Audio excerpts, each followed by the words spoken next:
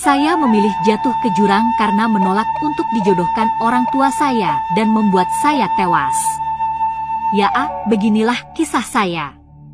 Zaman dahulu, di sebuah desa di tepi Danau Toba, hiduplah sepasang suami istri yang memiliki seorang anak gadis cantik jelita.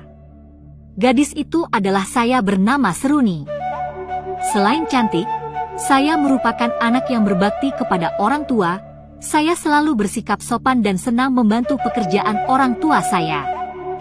Pekerjaan ayah saya hanyalah seorang peladang dan nelayan yang menangkap ikan mujair di Danau Toba.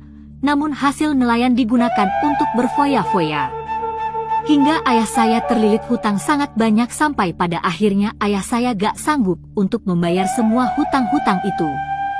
Saya dan ibu saya tidak tahu kalau ayah saya sebelumnya membuat perjanjian dengan si pemberi hutang kalau hutang ayah saya tidak bisa dibayar maka saya yang akan jadi korban dengan dijodohkan saya dengan anaknya. Saya hanya terdiam mendengar ucapan ayah saya itu sambil merenungi kenapa bisa jadi seperti itu. Keesokan harinya, saya harus pergi ke ladang yang ditemani anjing peliharaan saya untuk menggantikan orang tua saya yang punya keperluan di desa sebelah.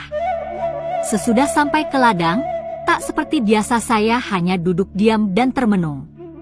Saya saat itu tidak bisa menahan kesedihan saya butuh seseorang untuk mendengarkan keluh kesah saya. Sampai akhirnya dengan berurayan air mata saya pun bergegas berjalan menuju tebing yang ada di pinggir Danau Toba diikuti oleh anjing peliharaan saya. Ketika sampai di tepi tebing Danau Toba, tiba-tiba saya yang sedang menangis terperosok ke dalam lubang batu yang sangat besar hingga masuk ke dalamnya. Lubangnya sangat gelap. Saya berteriak meminta tolong, namun hanya anjing saya yang mengonggong melihat keadaan saya.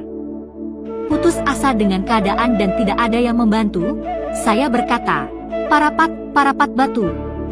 Tak disangka tiba-tiba batu menghimpit badan saya lalu berguncang dan membuat lubang itu menutup dengan sendirinya.